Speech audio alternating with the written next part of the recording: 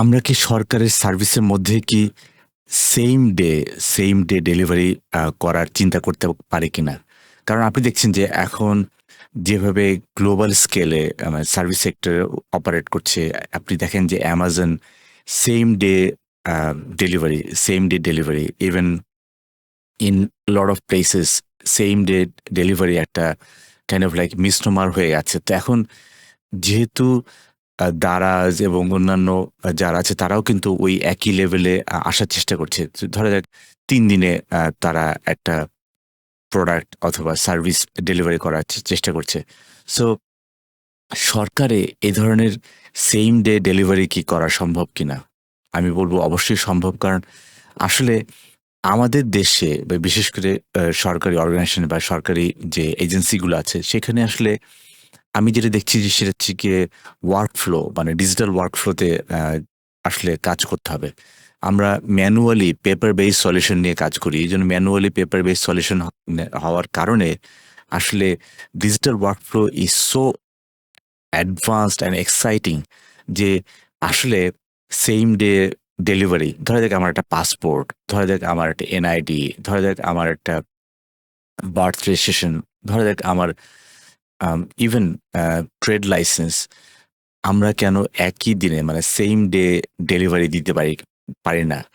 আসলে এটার পেছনে যদি আমরা একটু তাকাই তাহলে আসলে আমাদেরকে দেখতে হয় যে আমি যাকে ডেলিভারি দিচ্ছি, ধরা যাক আমাকে পাসপোর্ট ডেলিভারি দেওয়া হবে বা আমাকে এনআইডি ডেলিভারি দেওয়া হবে অথবা আমাকে এমন একটা জিনিস ডেলিভারি দেওয়া হবে যেটা হচ্ছে গিয়ে আমার সাথে রিলেটেড। তার মানে হচ্ছে গিয়ে আমার অথেন্টিকেশন মানে আমার অথেন্টিসিটি বা আমি যে আমি এখানেই কিন্তু সময় কেটে যায়। মানে আমি যে আমি এটার জন্যই কিন্তু আমাদের একটা বড় সময় কেটে যায় অনলাইনে ভ্যালিডেশন করার জন্য। যে ধরা যাক আমি পাসপোর্টের জন্য আবেদন করছি অনলাইনে। এখন আমি যে পাসপোর্টের জন্য অনলাইনে আবেদন করছি, আমি কি আমি? সেই অথেন্টিসিটি যদি বা সেই অথেন্টিকেশনটা যদি আমরা যদি অনলাইনে করে ফেলতে পারি, দেন sometimes like ছবি তোলার জন্য, প্রিন্ট করার জন্য of course I can go there, but then this all can be done online. So আমি আসলে এই মুহূর্তে অনলাইনের ওভাবে আমি কথা বলছি না। বাট আমি যেটা বলছি যে আসলে সেইম ডে ডেলিভারি করা সম্ভব। বিকজ এই যে ডিজিটাল ওয়ার্কফ্লোর কথা আমরা বলি, ডিজিটাল ওয়ার্কফ্লোটাই আসলে গ্লোবালি ওয়ার্কআউট করছে। আমরা আরেকটা ব্যাপার হয় যে আমাদের সরকারি হোক আর বেসরকারি হোক সবাই কিন্তু তার নিজের সিগনেচার দিতে চায়। তো তার মানে হচ্ছে কি এটা একটা কাইন্ড অফ আমরা জাহির করতে চাই না আমার এই ডিসিশন মেকিং এ আমার একটা সে আছে। আসলে এই হিউম্যান ইন দ্য লুপ এই ব্যাপারটাকে আমাদের সরাতে হবে। হিউম্যানকে আসলে এই লুপে রাখা যাবে না। অথেন্টিকেশন থেকে শুরু করে সবকিছু it would be done digitally. আপনি চিন্তা করেন যে আমরা যখন আমরা একটা আইএসপি, আমরা যখন Facebook, Google বা আকামাই বা বিভিন্ন জনের সাথে যখন আমরা প্রবলেম নিয়ে কথা বলি, I don't go through any human. Like আমরা এখন হিউম্যানের সাথে কথাই বলি না। ইভেন Facebook এর সাথে প্রবলেম হলে you don't talk to any human. So these are all automated and get it done. So আমার কথা হচ্ছে যে এখানে হিউম্যান ইন দ্য লুপ থেকে হিউম্যানকে সরা ফেলতে হবে। অ্যাপ্রুভালের যে ব্যাপারগুলো, অ্যাপ্রুভাল ডিলেসগুলো নিয়ে ওয়ার্কআউট করতে হবে। ইন্টার ডিপার্টমেন্টের মধ্যে যে সাইলোগুলো আছে, এই ডিপার্টমেন্ট ওই ডিপার্টমেন্টের সাথে কিভাবে জিনিসটা সর্ট আউট করছে সেটাও দেখতে হবে। এবং আমাদের যে over Reliance on paper base system এখান থেকে পুরোপুরি বের হয়ে আসতে হবে। সেই জন্য এই হিউম্যান ইন দ্য লুপ এবং এই অ্যাপ্রুভাল প্রসেসে it has higher administration cost মানে সরকারের খরচ বাড়ছে, রেসপন্স টাইম হচ্ছে গিয়ে স্লো হয়ে যাচ্ছে এবং আমাদের even as a as a আমি মনে করি যে আমি একজন জনগণ হিসেবে আমারও স্যাটিসফ্যাকশন খারাপ হচ্ছে। ইভেন একজন পাবলিক সার্ভেন্ট বা একজন আ আমি আমি অনেক লম্বা সময় আমি সরকারে ছিলাম। আমি যখন সরকারে কাজ করতাম এই যে সাইলো, এই যে দেরি, এই যে কস্ট এটার জন্য কিন্তু আমারও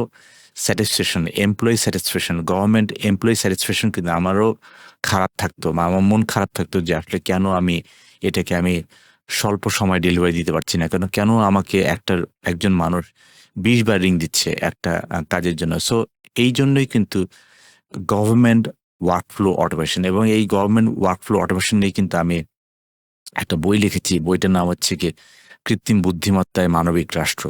কৃত্রিম বুদ্ধিমত্তায় মানবিক রাষ্ট্রতে কিন্তু আমি ওয়ার্কফ্লো দিয়ে দেখিয়েছি যে কিভাবে সরকারি সার্ভিসগুলোকে খুব অল্প সময়ে একটা জায়গায় নিয়ে আসা সম্ভব, এবং এটা কিন্তু পসিবল।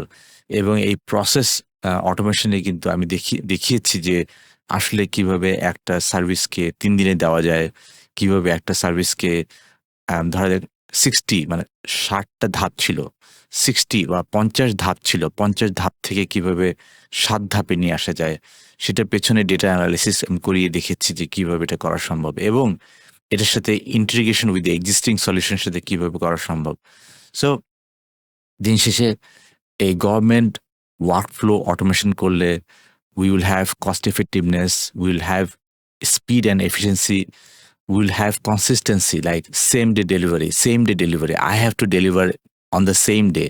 সকাল 9টার মধ্যে আমাকে যদি কোনো কিছু অ্যাপ্লিকেশন আসে, আমি বিকাল 5টার মধ্যে আমি সার্ভিসটা দিতে চাই। সকাল 9টার মধ্যে অনলাইনে যদি কেউ সার্ভিসটার জন্য অ্যাপ্লাই করে, আমি বিকাল 5টার মধ্যে সার্ভিসটা দিতে চাই। So that is consistency. Auditability মানে হচ্ছে যেহেতু ডিজিটাল ওয়ার্কফ্লো, এটার মধ্যে অডিট করা যায়, কার্ডটাতে আসলে আমরা দেরি করেছি, কার্ডটাতে ফাস্ট করেছি, সো এই অডিটটা করা যাবে। বেটার এমপ্লয়ি স্যাটিসফ্যাকশন, জনগণের স্যাটিসফ্যাকশন বাড়বে, ইভেন গভর্নমেন্ট এমপ্লয়িদের স্যাটিসফ্যাকশন বাড়বে, যে আমি আসলে কাজটা সেম দিনে দিতে পারছি, আমাকে ফোন দিতে হচ্ছে না, এবং ট্রান্সপারেন্সি আসে।